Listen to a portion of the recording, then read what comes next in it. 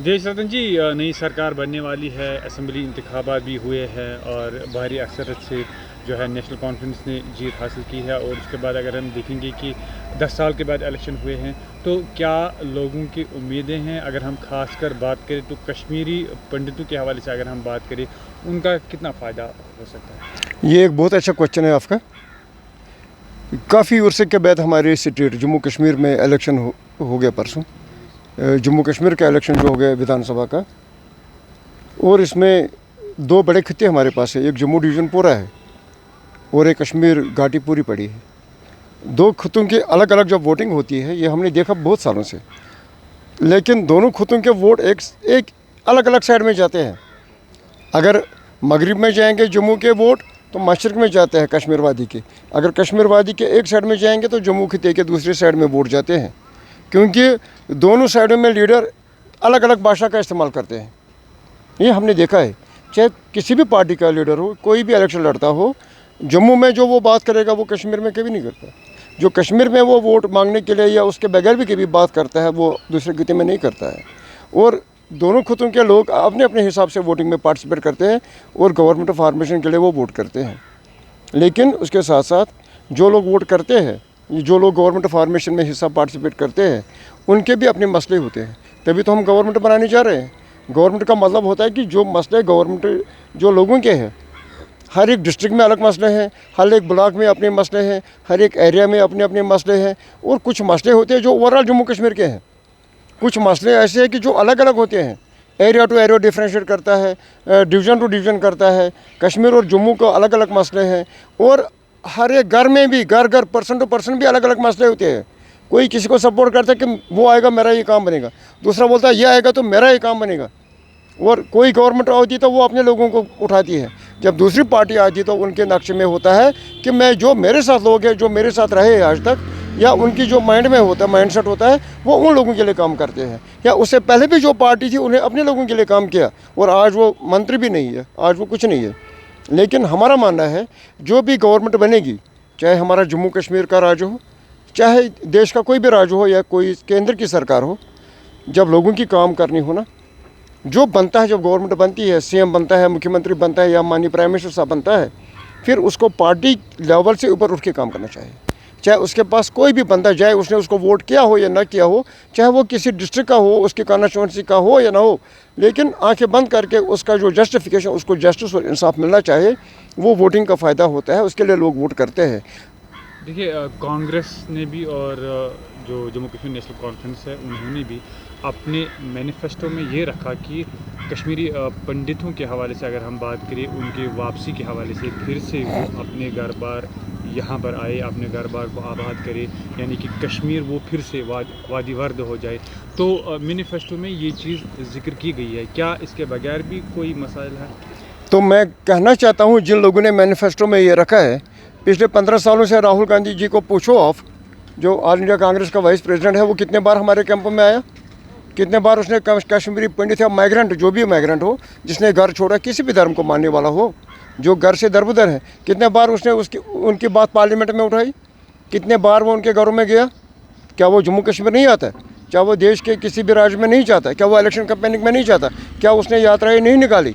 तब उसने क्यों नहीं वो सोचा उनकी भी मुझे बात करनी चाहिए। और आज उनके विधायक है, जितने भी पिछले बार भी उनके विधायक थी, उनकी भी तब गवर्नमेंट थी, उनके भी 10-10 सालों का prime minister doctor Manmohan Singh साहब रहे हैं।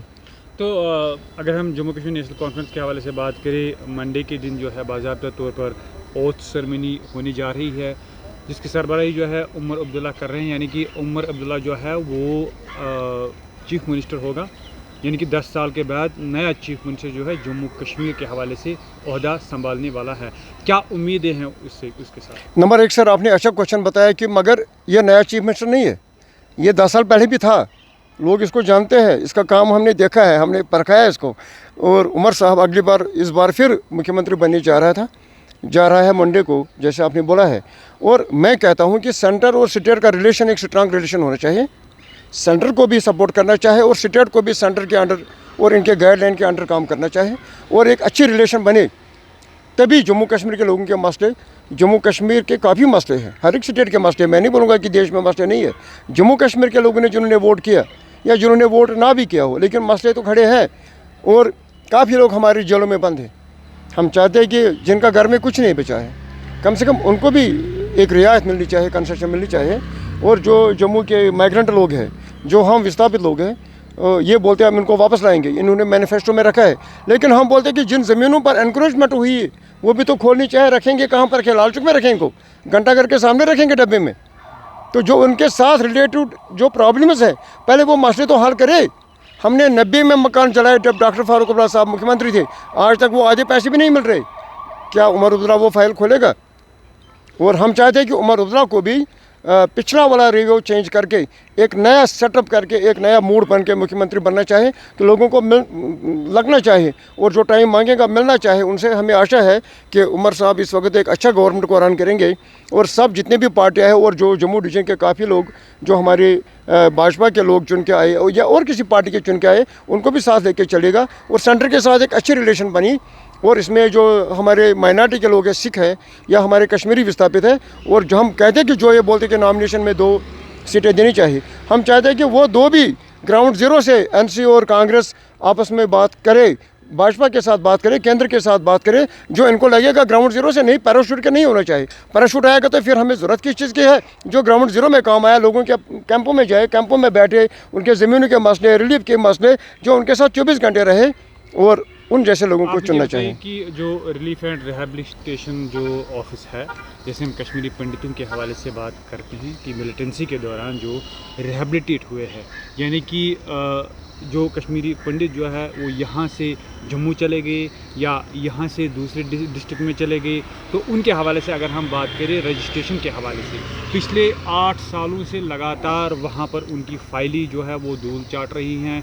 और हर कोई जो है जो रिहैबिलिटेट हुआ है वो बंदा जो है वो दर दर की ठोकरें खाता है और अभी भी उनके मसाइलों के ऊपर जो है गौर खोज नहीं किया जाता है।